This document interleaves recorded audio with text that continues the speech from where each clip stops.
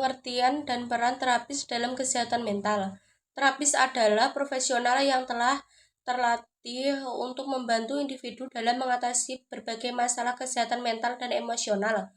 Mereka menggunakan berbagai pendekatan dan teknik untuk membantu klien untuk memahami dan mengatasi tantangan mereka, membangun keterampilan coping yang sehat, dan meningkatkan kualitas hidup mereka. Peran-peran seorang terapis ada 4. 1. Pendengar yang aktif. Seorang terapis menciptakan ruang yang aman dan mendukung bagi klien untuk berbagi pikiran dan perasaan mereka tanpa takut untuk dihakimi.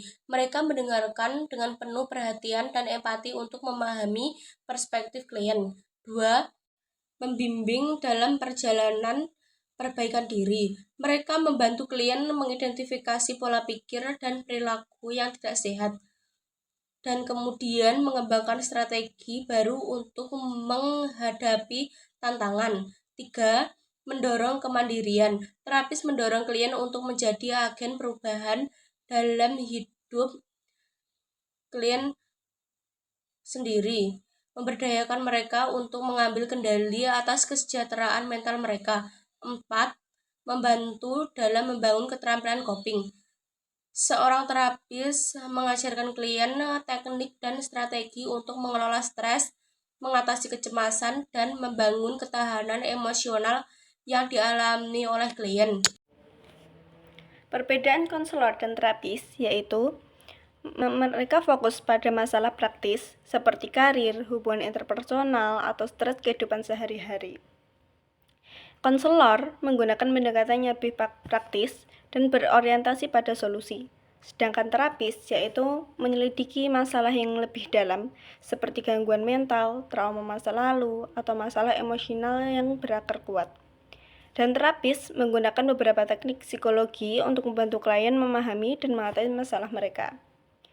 Beberapa keterampilan konseling yang paling penting dalam praktik psikologi terapis yaitu yang pertama, perilaku attending verbal dan non-verbal communication, yaitu melibatkan perhatian penuh kepada klien melalui bahasa tubuh dan ekspresi wajah.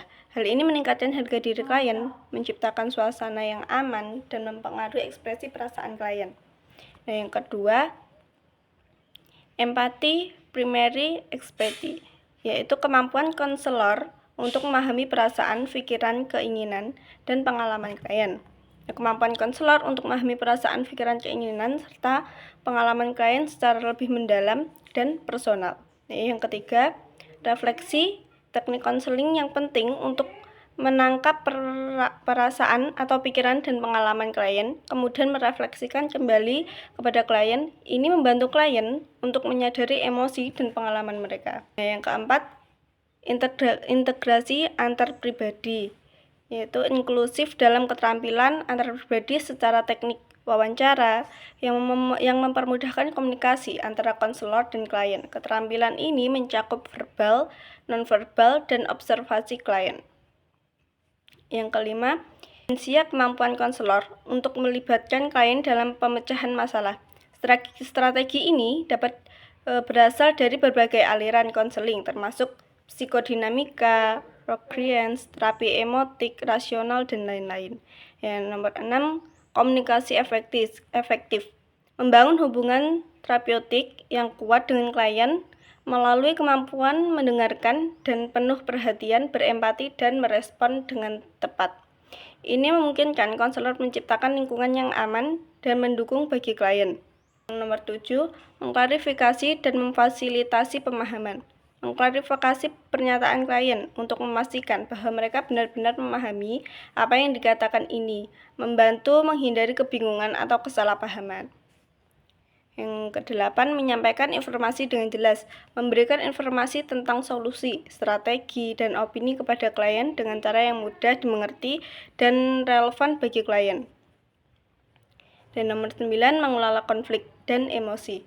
Merespon emosi klien dengan empati sambil menjaga keseimbangan dan fokus pada tujuan konseling. Ini sangat penting dalam mengelola konflik dan emosi dalam komunikasi.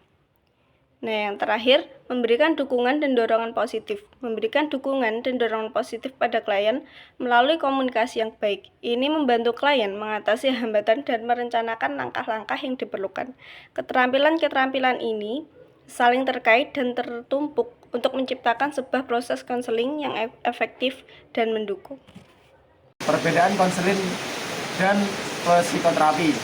Konseling berfokus pada solusi praktis dan berfokus pada masa kini. Konseling seringkali lebih singkat dan terstruktur dengan fokus pada pengembangan keterampilan dan strategi untuk mengatasi masalah. Psikoterapi meneliti akar penyebab masalah mental dan emosional. Psikoterapi dapat berlangsung selama beberapa bulan atau bahkan tahun dengan tujuan untuk membantu klien memahami dan mengatasi masalah yang mendalam. Kesimpulannya, konseling dan psikoterapi hanya berbeda dari segi pendekatannya untuk mengatasi masalah kesehatan mental dan emosional. Pilihan pendekatan terbaik akan tergantung pada kebutuhan individu dan jenis masalah yang dihadapi. Penting untuk memilih profesional dan berpengalaman dalam kompeten untuk membantu dan dalam proses penyembuhan dan pertumbuhan. Oke teman-teman, terima kasih sudah menonton videonya.